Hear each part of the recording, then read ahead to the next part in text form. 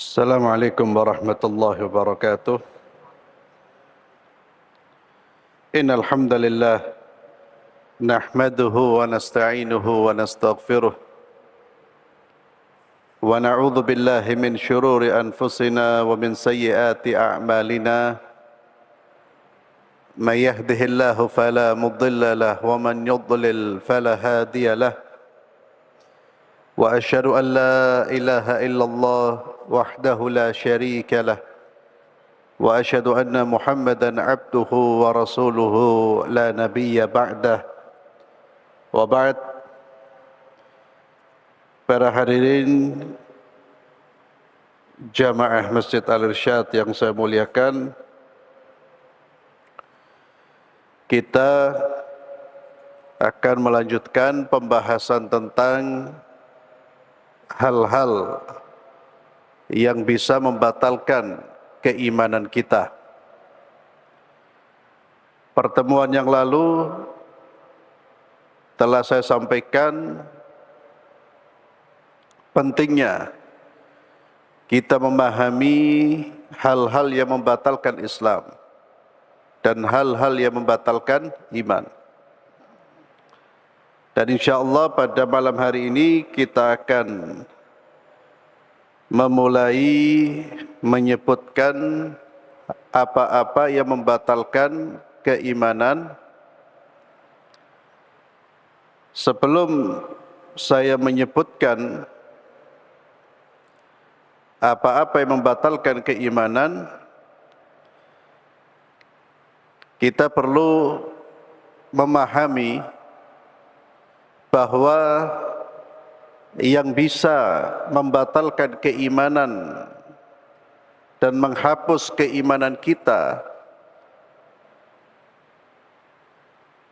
adalah ucapan, perbuatan, keyakinan, dan keraguan. Artinya, orang bisa kufur, orang bisa keluar dari keimanan hanya dengan ucapan, ya.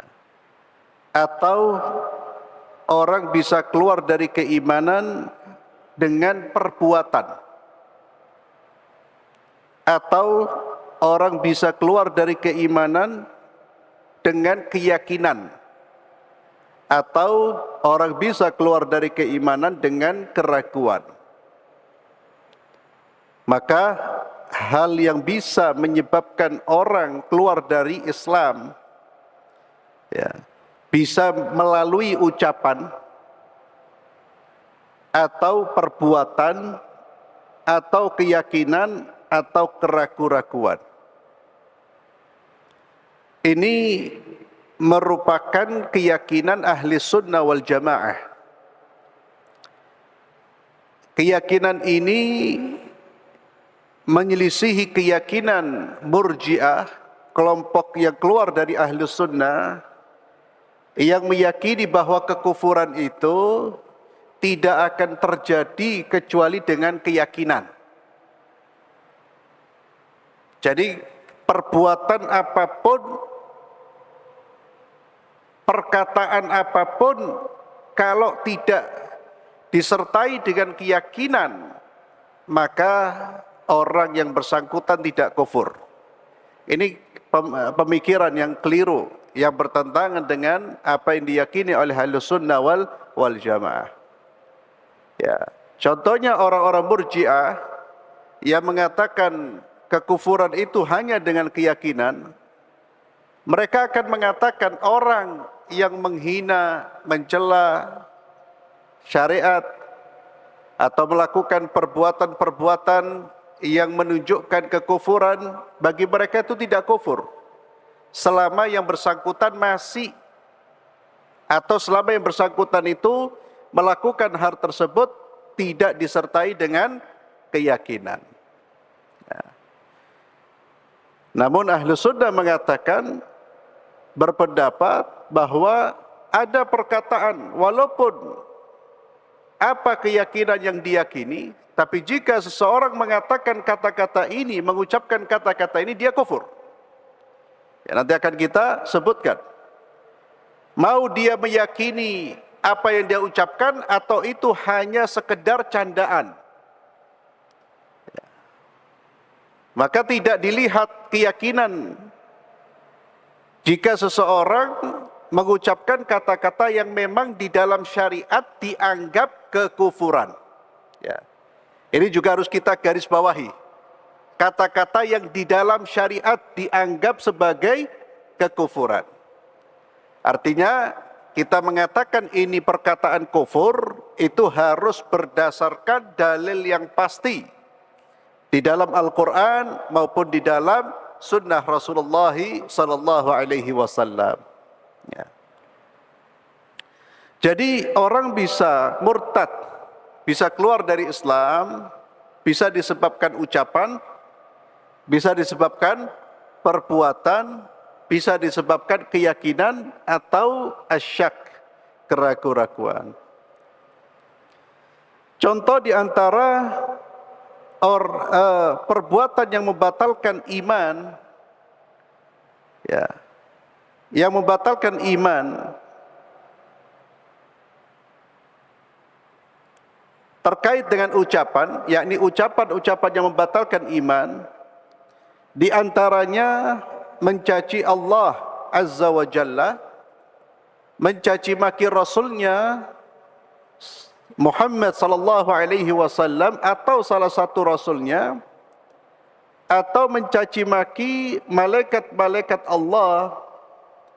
Demikian pula mengucapkan kata-kata yang bersifat mengolok-olok dan menghina ajaran agama. Itu semua ucapan yang membawa kepada kekafiran. Siapa yang mencaci maki Allah, mencaci maki perbuatannya Allah, mencaci maki Rasulullah atau syariat yang dibawa oleh Rasulullah SAW, satu syariat saja, atau menghina syariat yang dibawa oleh Muhammad sallallahu alaihi wasallam dengan ucapannya kafara, maka dia menjadi kafir dengan ucapan tersebut.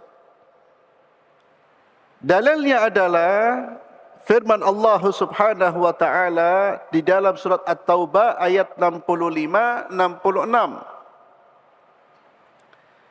di mana Allah Azza wa Jalla menyatakan kekufuran orang-orang yang mengolok-olok para sahabat Nabi Muhammad sallallahu alaihi wasallam.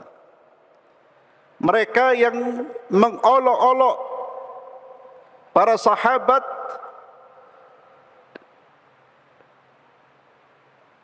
ketika olok-olokan ini terdengar dan disampaikan kepada Rasulullah sallallahu alaihi wasallam, mereka pun berupaya menyampaikan alasan bahwa yang mereka lakukan itu hanya sekedar candaan. Yang mereka lakukan itu hanya bercanda, hanya sekedar bercanda, hanya sekedar guyon. Itu hanya candaan kami di majlis ya Rasulullah. Maka Allah Azza wa Jalla menegaskan perbuatan mereka itu sebagai kekafiran, dan tidak dilakukan perbuatan itu kecuali oleh orang munafik. Allah Azza wa Jalla berfirman, a'udzu billahi minasyaitonir rajim. Qul, katakanlah, abillahi, apakah dengan Allah, wa ayatihi, dan dengan ayat-ayat Allah, wa rasulihi, dengan rasulnya, kuntum tastahzi'un, kalian berolok-olok. Apakah Allah, ayat-ayatnya, ajarannya, rasulnya kalian jadikan bahan olok-olok? Apa kata Allah? La ta'tadhiru, jangan kalian mencari-cari uzur, menyampaikan uzur, menyampaikan alasan-alasan untuk membela diri kalian. Qad kafartum ba'da imanikum. Karena kalian telah kufur setelah keimanan kalian. At-Taubah ayat 65-66. Maka hati-hati ikhwani fillah. Jangan bercanda dengan syariat Allah. Jangan menjadikan syariat Allah sebagai bahan candaan atau bahan olok-olok. Anda bisa jatuh kepada kekufuran. Dan jangan pernah melakukan perbuatan menghina, baik dengan ucapan atau dengan perbuatan terhadap syariat baginda Muhammad sallallahu alaihi wasallam. Itu perbuatan kotor, perbuatan yang tidak mungkin keluar dari manusia yang beriman kepada Allah dan Rasulnya. Tidak mungkin orang yang jujur keimanannya kepada Allah dan Rasulnya mengolok-olok ajaran Allah dan Rasulnya. Ucapan-ucapan yang bersifat olok-olok, penghinaan, merendahkan, melecehkan tidak akan keluar kecuali dari mulut manusia-manusia terjangkiti virus kemunafikan dan kekufuran. Dan kita lihat di zaman sekarang ini banyak orang-orang yang mengaku Islam tapi mereka melecehkan ajaran-ajaran Nabi Muhammad sallallahu alaihi wasallam. Mereka merendahkan, terkadang menjadikan bahan olok-olok. Ini merupakan kekufuran. Jikalau orang yang mengolok-olok, menghina dan merendahkan, dia tahu bahwa itu syariat Nabi, maka mengolok-olok perbuatan tersebut adalah kekufuran. Kalau dia tidak tahu, diberitahu. Terkadang orang menghina karena dia tidak tahu. Ada orang menghina saudaranya berjenggot. Ada apa enggak? Hah? Ada. Dihina. Diberitahu bahwa jenggot ini sunnah Rasulullah sallallahu alaihi wasallam. Nabi Muhammad sallallahu alaihi wasallam kathiful lihya, orang yang lebat jenggotnya. Beliau sallallahu alaihi wasallam memerintahkan kaum laki-laki bukan perempuan untuk menumbuhkan jenggotnya. Kalau orang tahu bahwa itu bagian dari perintah agama, lalu dia melecehkan, merendahkan, bisa kufur dia. Tapi kalau tidak tahu, diberitahu. Dan kalau Anda belum bisa mengerjakan, jangan pernah melecehkan.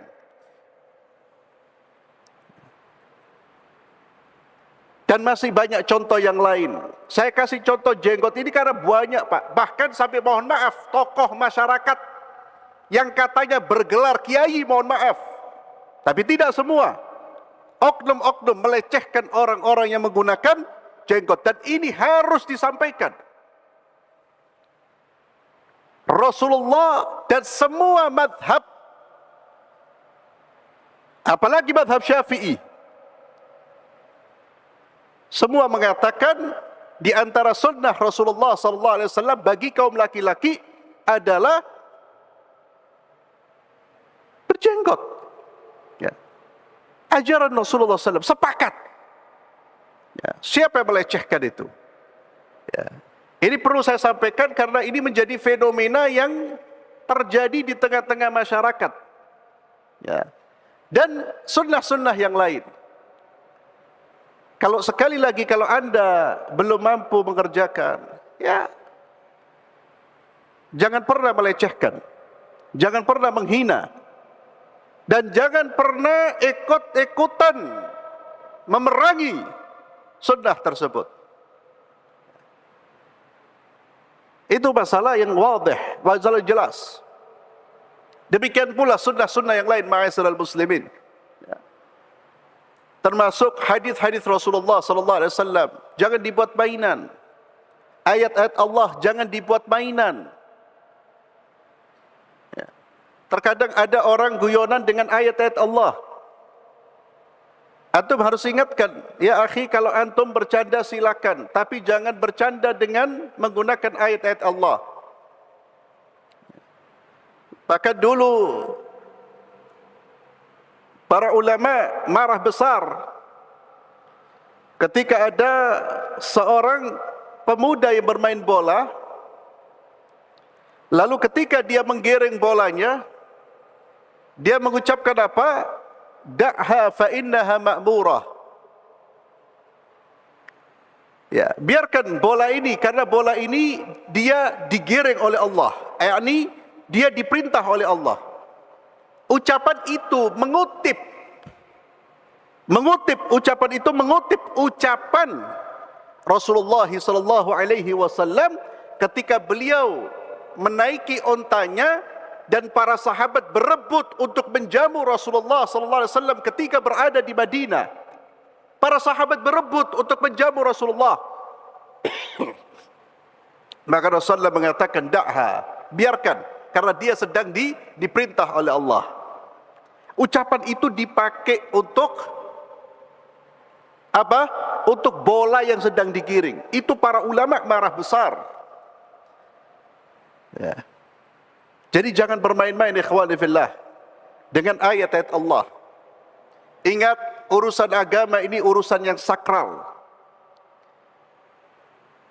Allah Azza wa Jalla menyebutkan, wa may yu'azzim sya'airallah fa innaha min taqwal qulub.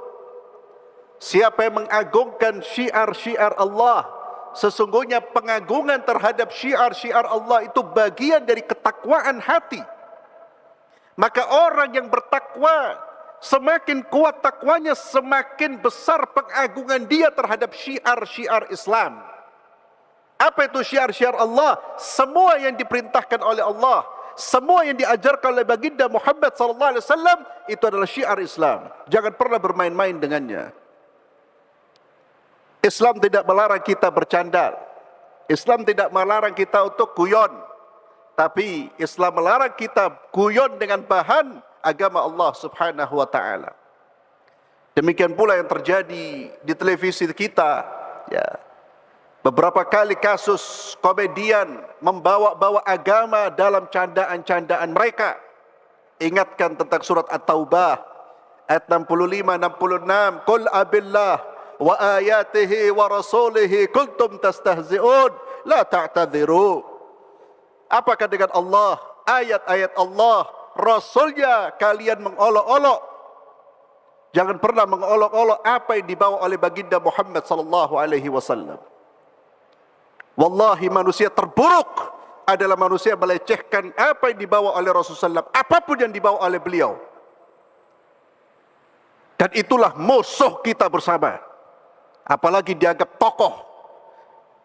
Tidak ada dai, ustaz atau siapapun yang melecehkan syariat Muhammad sallallahu alaihi wasallam. Dia bukan seorang dai, dia bukan seorang ustaz, dia adalah pelaku pelecehan. Kalau dia tahu dia melecehkan, mengolok-olok ajaran baginda Muhammad sallallahu alaihi wasallam. Ini ya ikhwan fillah, riddah dengan ucapan. Orang bisa keluar dengan ucapannya seperti mencaci maki Allah atau mencaci maki Allah. Hati-hati. Di antara mencaci maki Allah adalah mencaci perbuatan Allah. Seperti takdirnya Allah. Mengatakan bahwa takdirnya Allah itu kejam. Wow. Dulu sempat terjadi apa?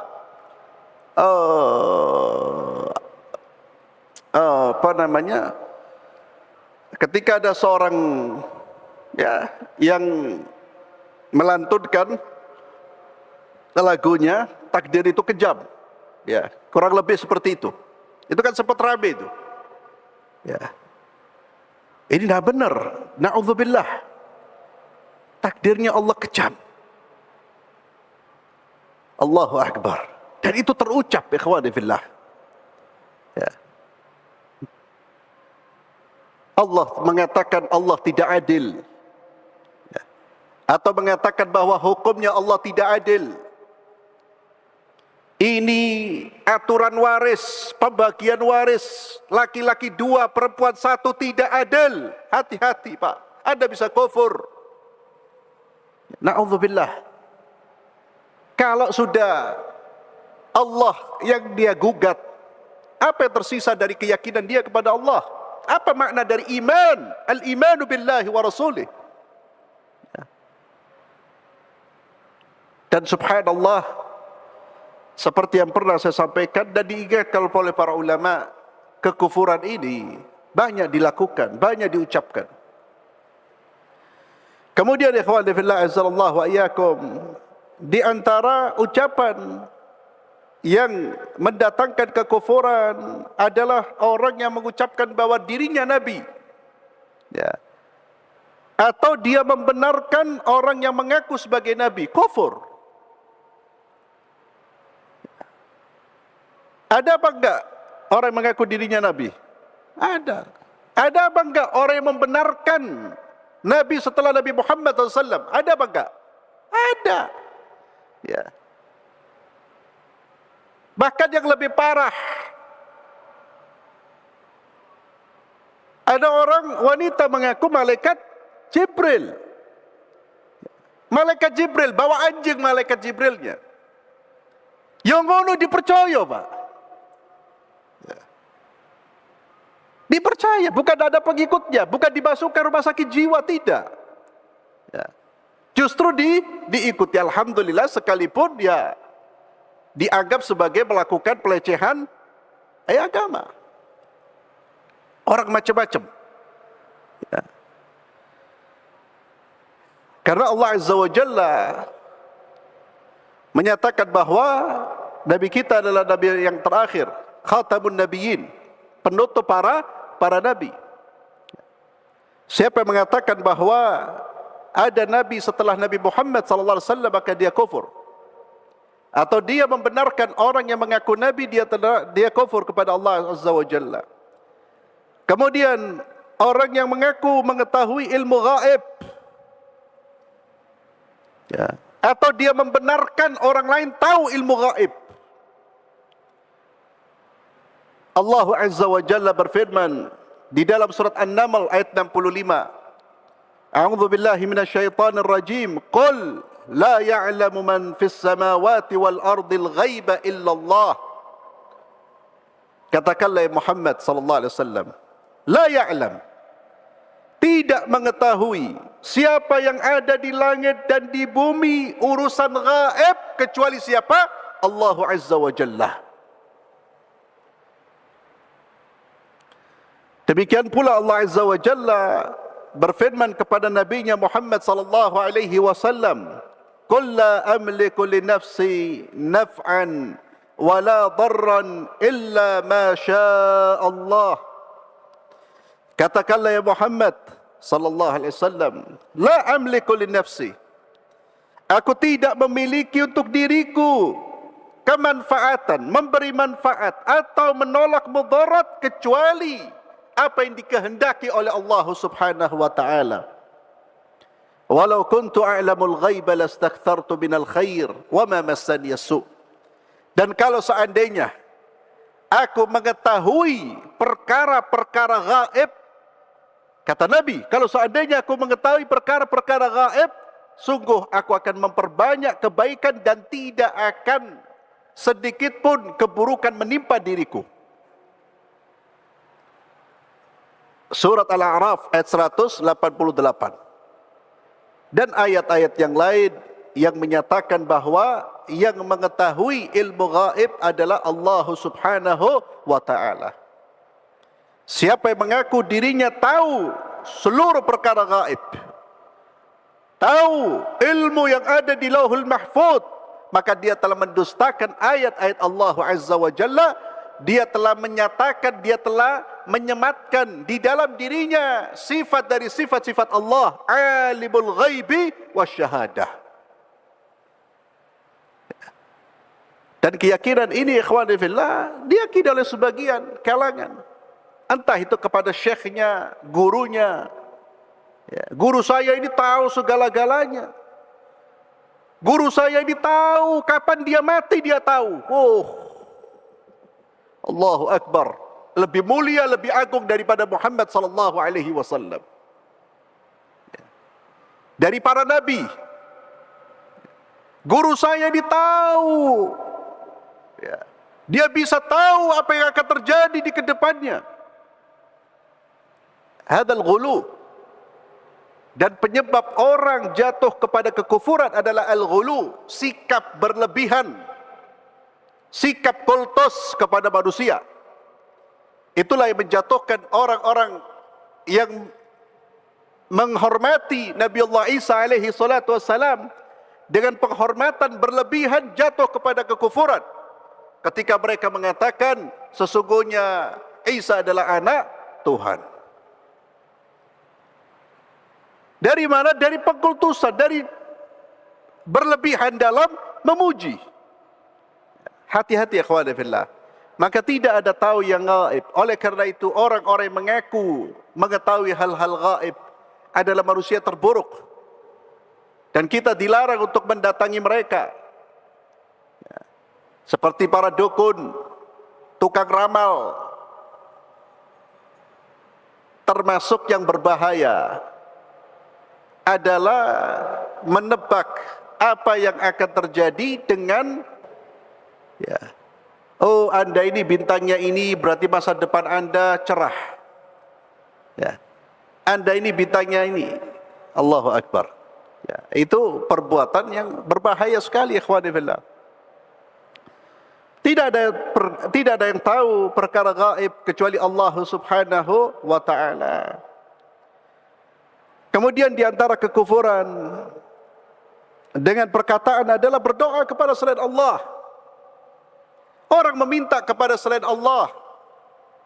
Dia meyakini bahawa yang diminta itu dapat mendatangkan manfaat, dapat menolak mudarat selain Allah Subhanahu wa taala. Dan ini berbahaya yang dilakukan oleh sebagian orang saudara-saudara kita. Padahal setiap kali kita beribadah kepada Allah, setiap kali kita salat, apa yang kita ucapkan? Iyyaka na'budu wa iyyaka nasta'in. Hanya kepadamu ya Allah kami menyembah, dan hanya kepadamu ya Allah kami meminta pertolongan. Dan betapa banyak ayat-ayat Allah yang melarang orang berdoa kepada selain Allah, beribadah kepada selain Allah. Wa qala rabbukum ud'uni astajib lakum. Dan berkata Tuhanmu, ud'uni, berdoalah kepadaku, jangan berdoa kepada selainku. Astajib lakum, niscaya aku akan ijabahi. Dan ini ijma', sepakat, termasuk kekufuran. Siapa berdoa, bertawakal kepada yang diminta. Wa 'alallahi fatawakkalu in kuntum mu'minin, dan hanya kepada Allah kalian bertawakal jika kalian beriman, kata Allah. Dia menggantungkan hatinya kepada si mayit, seolah-olah mayit yang mengatur urusan hidupnya, yang mengatur rizkinya, yang mengatur urusannya. Dan ini sangat disayangkan juga dilakukan oleh sebagian saudara-saudara kita. Apa yang harus kita lakukan ketika melihat mereka? Ingatkan, sampaikan hujjah kepada mereka bahawa doa adalah ibadah. Dan ibadah ya akhi, jangan dipalingkan kepada selain Allah. Anda berdoa kepada Allah Azza wa Jalla. Bukankah Nabi Muhammad SAW juga melarang, menyuruh kita, idza sa'alta fas'alillah wa idza ista'anta fasta'in billah. Jika kalian meminta, mintalah kepada Allah. Meminta pertolongan, mintalah kepada Allah. Dan doa ikhwani fillah, Nabi sallallahu bersabda, ad-du'a huwal ibadah. Doa itu adalah ibadah. Di dalam riwayat yang dhaif tapi maknanya lemah, maknanya sahih, adalah riwayat ad-du'a mukhul ibadah. Doa itu otaknya ibadah, intinya ibadah. Karena ibadah adalah pengagungan, ketundukan hati, sifat merendahkan diri. Orang yang berdoa, dia mengagungkan kepada siapa yang dia minta. Hati-hati. Yang boleh kita lakukan adalah meminta doa. Ya. Anda minta doa dari orang-orang mulia, orang-orang saleh. Anda datang ke rumahnya, Anda sampaikan, ya Ustaz, ya Syekh, doakan saya. Silakan. Namun ketika mereka tidak hadir, ketika mereka sudah meninggal dunia, maka serahkan doa kepada Allah Subhanahu wa ta'ala. Mintalah kepada Allah. Itulah yang dilakukan oleh Umar bin Khattab radhiyallahu tabaraka wa ta'ala an. Ketika terjadi Muslim paceklik, beliau sallallahu alaihi wasallam mendatangi Abbas, paman Rasulullah Muhammad sallallahu alaihi wasallam. Beliau mendatangi Abbas yang masih hidup. Anda tahu kuburannya Nabi sangat dekat dengan mereka. Mereka tidak kemudian minta kepada Rasulullah. Mereka mendatangi Abbas, minta kepada Abbas untuk berdoa kepada Allah Subhanahu wa ta'ala. Ini namanya tawassul, Pak. Tawassul. Nabi SAW meninggal dunia, maka mereka beralih ke keluarga Rasulullah SAW, paman beliau sallallahu alaihi wasallam. Demikian pula ayat-ayat Allah Azza wa Jalla di dalam Al-Quran. Silakan tengok doa-doanya para nabi. Semuanya ya Rabbi, ya Rabbi. Demikian pula doanya Maryam, Siti Maryam. Semuanya minta kepada Allah Azza wa Jalla. Tidak ada satu ayat pun yang memerintahkan kita untuk memalingkan hati kepada selain Allah Subhanahu wa ta'ala. Ini juga ikhwani fillah termasuk kekufuran yang harus diperhatikan. Berdoa kepada selain Allah. Doa adalah ibadah. Kemudian ikhwani fillah azallahu wa iyyakum, seperti orang yang meminta perlindungan kepada selain Allah. Perlindungan terhadap hal-hal yang memang tidak bisa dilakukan oleh manusia, yang bisa hanya Allah Subhanahu wa ta'ala. Seperti apa? Seperti meminta perlindungan agar dilindungi dari azab Allah. Meminta perlindungan agar hidupnya tidak ada musibah kepada makhluk. Ini tidak dibenarkan. Ya. Itulah yang dilakukan oleh orang-orang yang meminta perlindungan kepada para jin, yang kemudian Allah turunkan surat jin. Mereka berdoa kepada jin meminta perlindungan. Kita diajarkan untuk mengucapkan apa? A'udzu bikalimatillahi tamma min syarri ma khalaq. A'udzu bikalimatillahi tamma. Aku berlindung kepada Allah dengan kalimat-kalimat Allah. Demikian pula Allah Azza wa Jalla mengajarkan kepada kita di dalam surat Al-Ikhlas, Al-Falaq, An-Nas, bahwa yang bisa melindungi adalah Allah Azza wa Jalla. Qul a'udzu birabbil falaq min syarri ma khalaq. Qul a'udzu, ya, birabb, dengan Tuhannya. Itu ajaran tauhid. Namun orang-orang yang rusak tauhidnya, dia meminta perlindungan kepada selain Allah, ya, dalam hal-hal yang memang tidak mungkin bisa dilakukan kecuali oleh Allah Subhanahu wa ta'ala. Namun meminta perlindungan kepada makhluk yang masih hidup yang memang bisa dilakukan, maka diperbolehkan. Ya. Anda mau dipukul sama orang, lalu Anda minta perlindungan kepada sosok yang lebih kuat, boleh apa enggak? Boleh, jangan dianggap syirik. Ya. Karena memang pada saat itu Anda, memang itu termasuk sebab yang Allah jadikan sebagai sebab. Allah jadikan itu sebagai sebab untuk melindungi. Bukan meminta perlindungan seperti agar rumahnya tidak roboh, agar bangunannya tidak roboh. Mereka menyembelih sesembelihan yang dipersembahkan kepada katanya penjaga bangunan. Na'udzubillah. Itu tradisi-tradisi jahiliyah. Apa yang harus dilakukan? Berdoa kepada Allah. Kalau ada gedung kita bangun, minta kepada Allah, minta diselamatkan, minta diusir syayatin-syayatin yang ada di dalamnya.